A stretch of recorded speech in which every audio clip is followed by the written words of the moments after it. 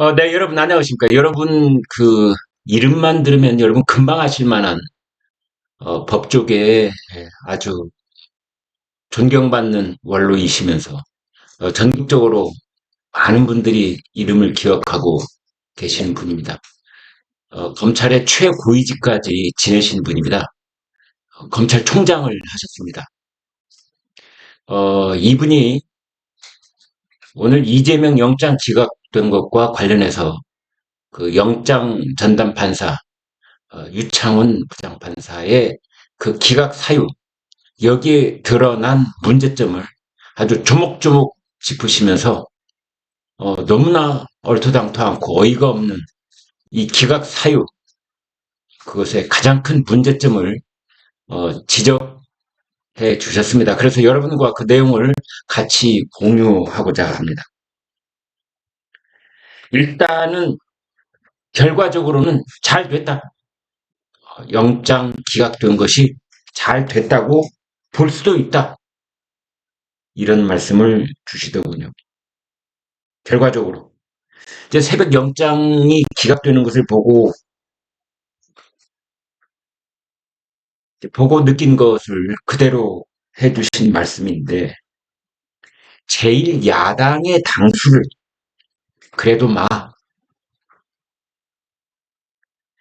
민주당은 좌파 정당이고, 그리고 이분이 민주당의 좌파 정당이긴 하지만 좌파 정당 중에서도 아주 성격이 좋지 않은 악질적인 정당이다. 이런 말씀까지도 하셨습니다. 왜냐하면 개딸들의 둘러싸인 정당이기 때문에 그렇다는 뜻이었습니다. 그런 모든 것을 다 접어두고 어찌됐든 제1야당의 당수나 되는 자이기 때문에 그래도 불구속 재판을 하는 것이 괜찮다. 결과적으로는 이런 말씀을 주셨습니다. 그런데 이게 핵심이 아니고 이 검찰총장까지 지내신 우리 법조계의 대어른이신 이분이 이 유창훈 영장 전담 부장판사의 기각 사유를 아마 면밀하게 보시는 것 같습니다. 그것을 보니 이 판사는 처음부터 아예 작정을 하고 기각을 하려고 기각의 이유만을 찾은 것이다. 검찰의 영장 청구와 거기에 적힌 혐의, 그 다음에 증거인멸, 도주 우려, 범죄의 중대성, 상당성 이런 것들에 대해서 판단을 한 것이 아니라 아예 처음부터 작심을 하고 기각의 이유만을 찾은 것이다. 원래 영장심사라고 하는 것은 검찰과 피의자 양쪽의 의견을 듣는 것이다. 쌍방의 의견을 듣는데 그 쌍방의 의견을 들을 생각이 없었던 것 같다. 기각 사유만 생각했던 것 같다. 어떻게 하면 기각 사유를 잘 쓸까? 그것만 생각하는 것이다. 아마 검찰 측 주장은 듣지도 않았을 것이다. 1500페이지에 이른다는 검찰의 그 많은 자료들, 내용도 아마 이 사람은 모를 것이다. 특히 기각 사유 중에 보면은 증거 인멸의 우려가 인정하기 어렵다. 이런 대목이 나오는데 이게 너무나 잘못된 서술이라. 증거 인멸 우려가 있을 때 바로 구속영장을 발부하는 것이랍니다. 구속영장의 우려가 있을 때 발부하는 것이다. 그런데 이 영장 전담 판사는 그 우려를 단정하기 어렵다고 그러는데 이 단정이라는 말은 영장을 담당하고 있는 판사는 절대 써서는 안 되는 말이다. 영장 발부, 영장 기각에 관한 법률에서조차 그러한 사항, 그러니까 무엇을 단정할 수 있느냐 없느냐에 따라서 영장을 발부하거니 마거니 이거를 절대 규정하고 있지 않다. 요구하고 있지 않다. 따라서 지금 이 영장 전담 판사인 유 판사는 영장을 전담하고 있으면서 영장 전담 판사로서 영장을 발부할 때 해당되는 그 요구 조건 내 법률적 규정도 없는 그런 용어를 쓰고 있는 것이다. 개입을 의심할 만한 정황들이 있지만 직접 개입했다고 단정할 만한 자료가 없다. 기각사유에 이런 표현도 썼는데 이건 역시 잘못된 것이다. 단정을 하다니. 영장을 발부하느냐 마느냐를 심사하는 판사는 무엇을 단정하는 것이 아니다.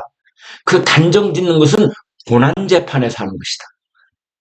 영장 단담은 뭘 해야 되느냐? 영장 전담은 우려가 있는 의혹이 소명됐느냐 이런 것을 보는 것이다. 단정은 무엇가 단정하기 어렵다 그랬는데 단정하기 어려운 상태에서 영장은 발부하는 것이다. 원래가 단정하기 어렵다 그랬는데 그건 말이 안 되는 거고 단정하느니 마느니 하는 것은 영장 전담 판사가 하는 일이 아니라 누가 한다? 본안재판 재판부가 하는 것이다. 그거는 법에 있는 구속영장 구속 요건에도 단정이란 표현은 그러면서 이 원로 법조인이신 검찰총장을 역임하신 이 분은 요즘 판사들이 바깥 세상에 너무 신경 쓰는 것 같다. 좌우를 떠나서 다 그런 것 같다.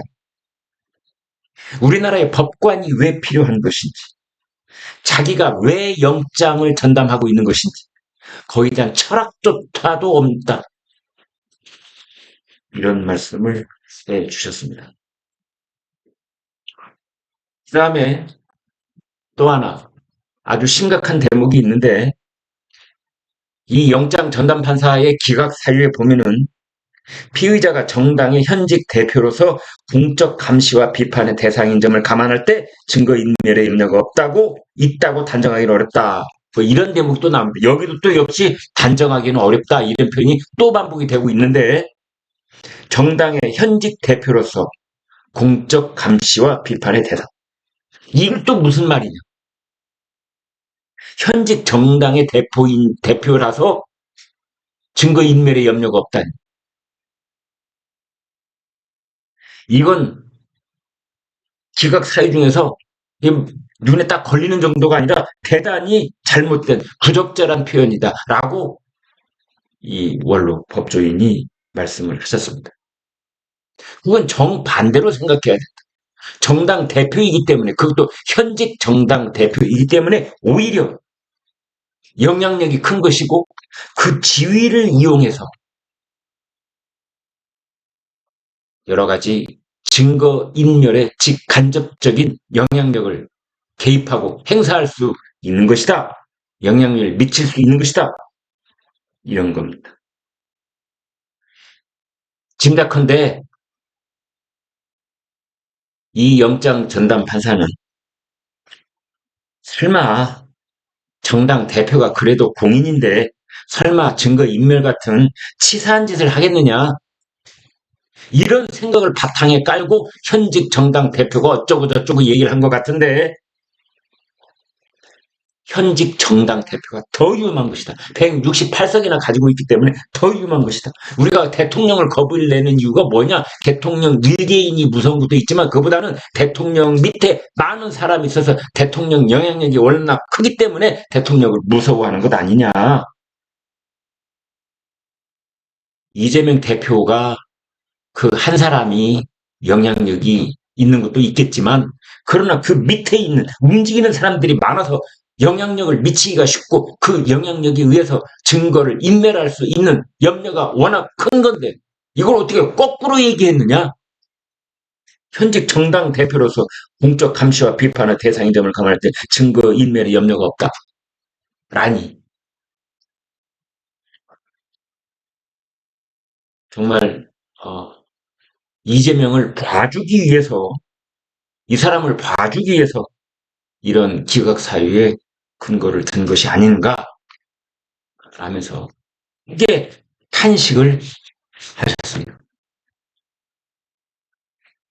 네, 여러분 고맙습니다.